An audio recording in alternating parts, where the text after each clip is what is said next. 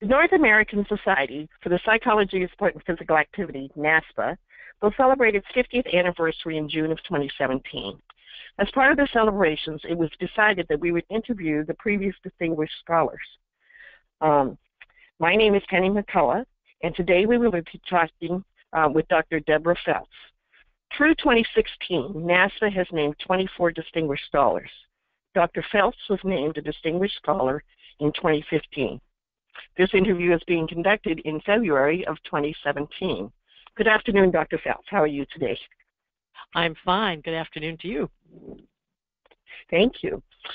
So go ahead and please tell us a little bit about your academic background.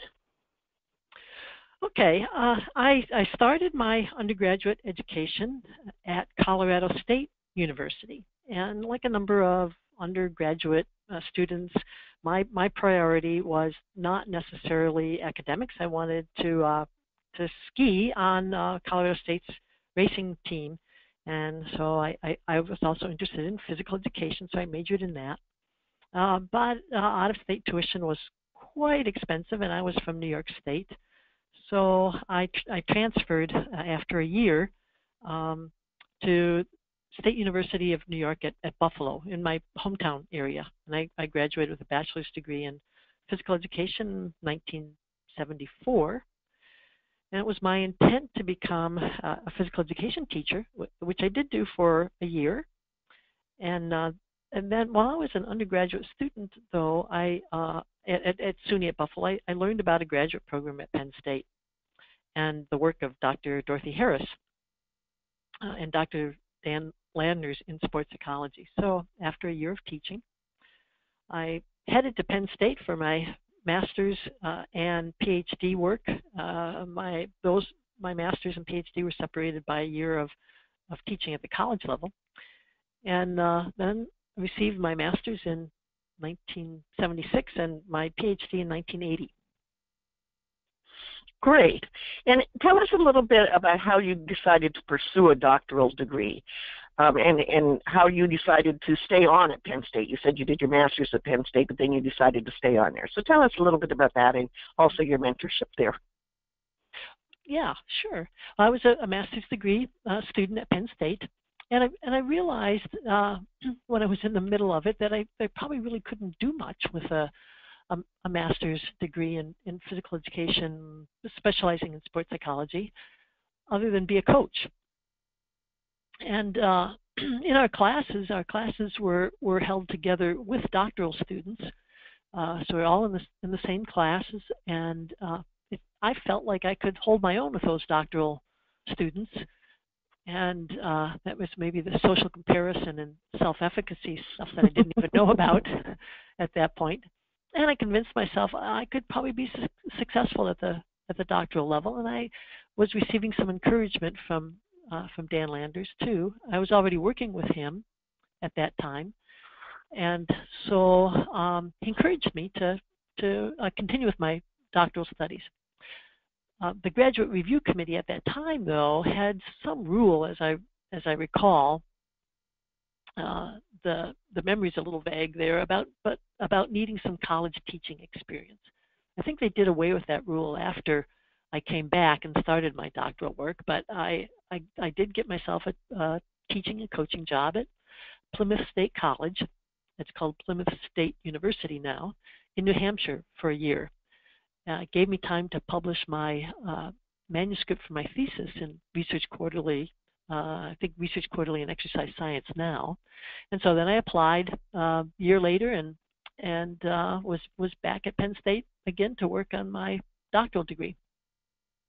Great. And what sport did you coach there at Plymouth? At Plymouth, I coached in the fall. I coached field hockey. In the winter, I coached alpine and cross-country skiing, even though I never cross-country skied in my life. And in the spring, I coached softball. So I was you're pretty busy there. Coach. Yeah, I was. So Dr. Feltz, tell us what you recall about your first exposure, interest, or involvement in research. Yeah, well, my first exposure actually came at Colorado State University. And interestingly enough, I was a member of the ski racing team, and there was a professor there in the psychology department who was Dr. Richard Swin, Dick Swin. And he was a psychologist. He went on to become one of the president of APA. I can't remember what year it was. And he was interested in doing some research with the team on mental imagery. And so we were divided up into a control group and an experimental group. Unbeknownst to Dick Swin, though, the coach didn't really randomly assign us to one group or the other. He kind of handpicked people. But that was my first exposure to sports psychology research in mental imagery. And when I transferred back to SUNY at Buffalo, I did some of my own research and an independent study while I was there using his visuomotor behavior rehearsal training intervention that he called it. I was working with a youth ski team, and although I didn't really have much knowledge about research design and about statistics, I loved the experimentation. Well, you've come a long way since then, I must say. Yeah, I think I have learned a few things. Tell us a little bit about your doctoral dissertation, if you don't. My doctoral dissertation? Mm-hmm. I started my doctoral program in 1977, and it just so happened that was the year that Al Bandura's seminal piece in self-efficacy came out in Psychological Review in 1977. And Dan Landers, well, it was Dr. Landers, as we were required to address him when we were still students. I remember him distinctly plopping down a photocopy of this paper on my desk and said he thought that this new theoretical concept would be of interest to me and I should read it. And so I did read it, and I reread it many times, and would go back to it and highlight it in different highlighted colors each time I kind of read it. And it made a lot of sense to me about athletes and students in physical education classes overcoming their fears to take on challenges in order to achieve success. And so the research that I started doing and that some of others were doing really wasn't getting at the what Bandura was proposing as kind of the full causal network of relationships between self-efficacy and behavior and performance. Self-efficacy being this cognitive mediating mechanism. And so I was interested in looking at that and also the reciprocal relationship that he was hypothesizing between self-efficacy and performance.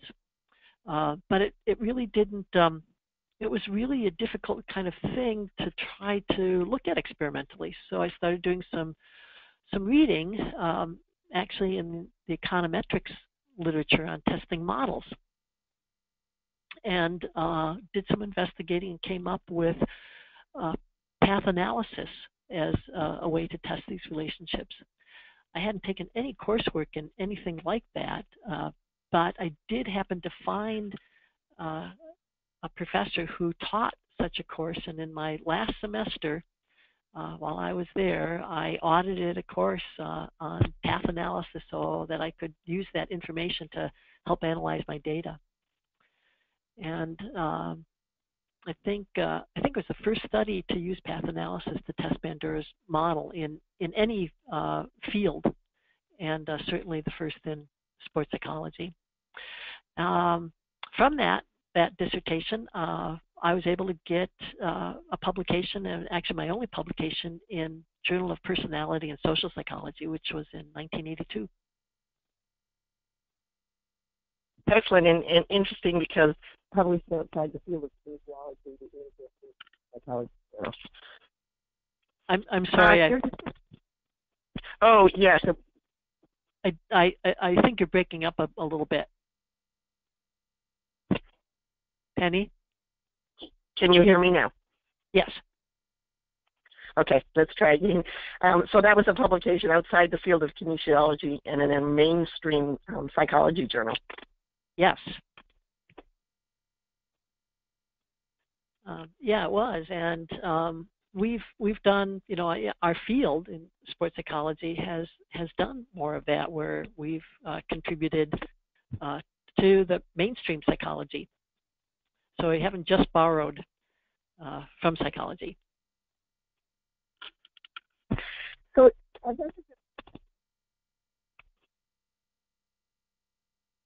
okay, I can't hear you again.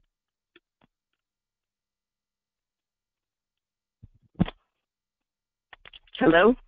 Hello? Yeah, I couldn't hear you. Hello, Penny? Oh, yes, you're cutting out as well. Oh. You're cutting out as well. Can you hear me now? I can. Okay, let's see if we can try again and pick it up here. See if we can keep going. Okay, your distinction of becoming a Distinguished Scholar of NASPSPA recognizes your long-standing contributions in the areas represented by your research. We now like to hear a little bit about your scholarly endeavors, or a little bit more. What sort of research interests did you have early on, and did you continue to pursue that line? If you changed, tell us a little bit about that as well. Yeah, well, I think like a lot of young students, they get exposed to something, and they and they're excited about it, and they want to kind of keep following it. So I was exposed to Dick Swin's imagery mental rehearsal work, and I wanted to continue with that. But at the time when I got to Penn State, the research paradigm was still very behavioral, and if you couldn't observe it, you couldn't really claim its effect.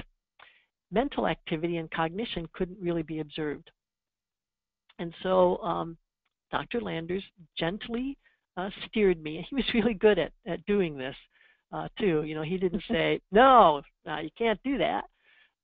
Gently steered me in the direction of modeling, because I happened to mention something about covert modeling, and as soon as the word modeling came out of my mouth, he said, yeah, okay, that's something that we could look at. And so my thesis tested the informational versus motivational components of modeling on a motor performance task, and it was based on Bandura's theory of social modeling. It was also kind of a follow-up from Donna Landers, his wife's master's thesis, which also used a similar kind of modeling paradigm. And it was really a short jump then from modeling to self-efficacy. And it was Bandura's evolution, and then it also became mine. And then I ended up spending much of my career really investigating the various components of self-efficacy theory as applied to motor skill tasks, and then also in the real world, primarily with athletes, and then in collective efficacy with teams, and then also coaches, and more recently with sports officials. But my latest line of research, although it still includes some self-efficacy, has focused on group motivation and group motivation gains in partnered exercise video games, which we call exergames. And that work has been funded by Robert Wood Johnson Foundation, the National Space Biomedical Research Institute of NASA, and the National Institutes of Health. So that's been really my latest line of work. Yes, and you've certainly expanded your same ideas but into other frameworks. That's great.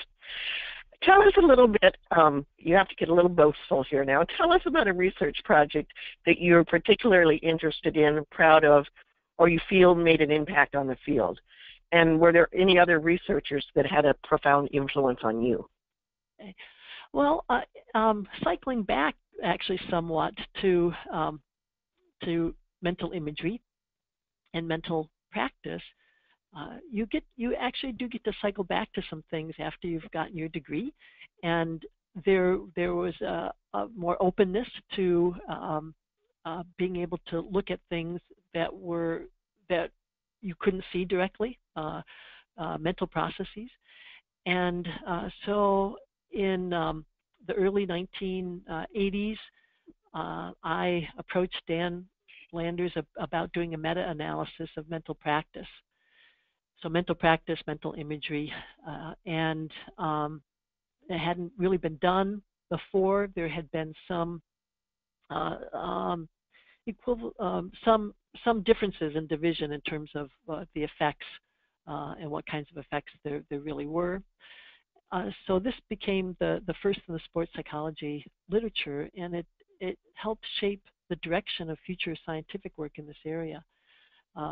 It was requested in a revised form by the National Research Council's Committee on Enhancing Human Performance in 1988, and it's been my most highly cited paper, over 1,300 citations. So in our field, it's one of the most highly cited papers, and I never would have predicted that would have happened, but because I guess those things take quite a while to build up those kinds of citation levels. But I think that was in terms of one research project, but in terms of being affected by some other researchers, for sure, Al Bandura, of course, profoundly influenced me, and I did a sabbatical with him as well. But I felt proud to introduce path analysis and some other analytical tools to look at these mechanisms, to look at them across time and in the real world, but also look at them with teams, intact teams, and a lot of that came from doing a sabbatical with Al back in the mid to late 80s, and profoundly influenced by that.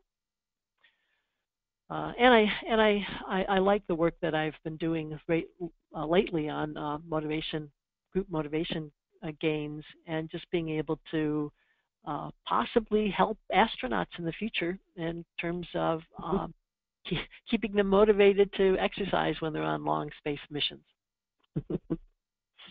Yeah, that's a great and interesting one. So tell us about your involvement with NASPSPA. Yeah, so Penny, it's like, I think probably very similar to you too. I started going to NASPSPA as a doctoral student. It's just what you did. And I think my first meeting was at Ithaca, New York. Dan Landers was the publications director at the time, and he might have been as part of the program. They used to have the proceedings that they actually published, and he was a part of that too, I think because of being publications director. And I was his assistant editor. So my first exposure was being his assistant editor, and then going to the meeting, and back then everything was typed in terms of the newsletter that was put out, unlike how it is today, and you had to actually take it to a printer.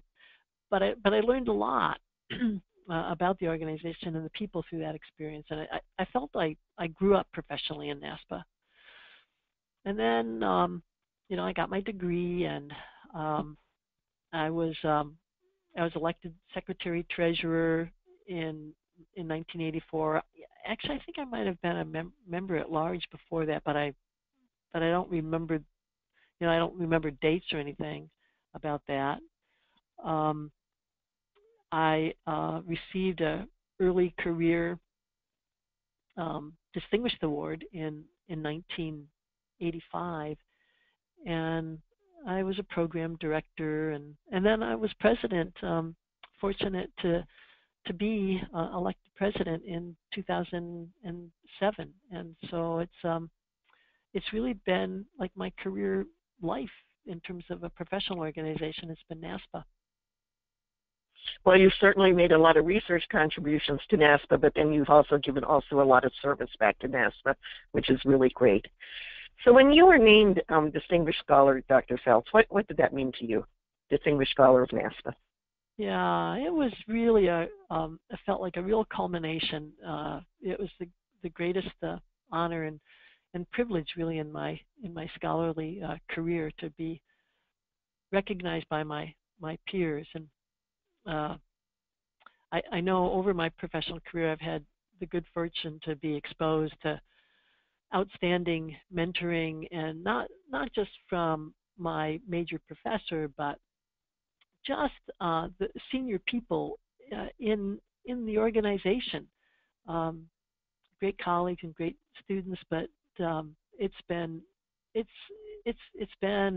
a wonderful organization, and I feel very fortunate to be a distinguished scholar as a part of it. Well, you certainly, as I said before, made many contributions, and now you have students that are making contributions. So I believe the legacy will go on. Is there anything else you'd like to share today, Dr. Feltz? But thank you so much for taking the time.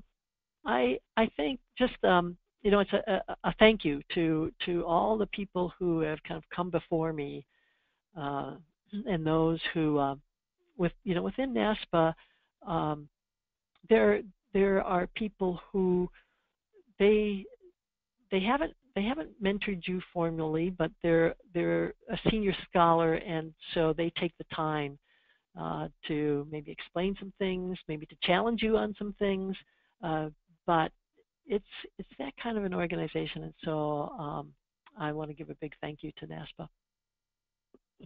Well, we thank you for being a part of it, and thank you so much for taking the time today to share. Thank you, Dr. Feltz. You're welcome. So do I hang up now?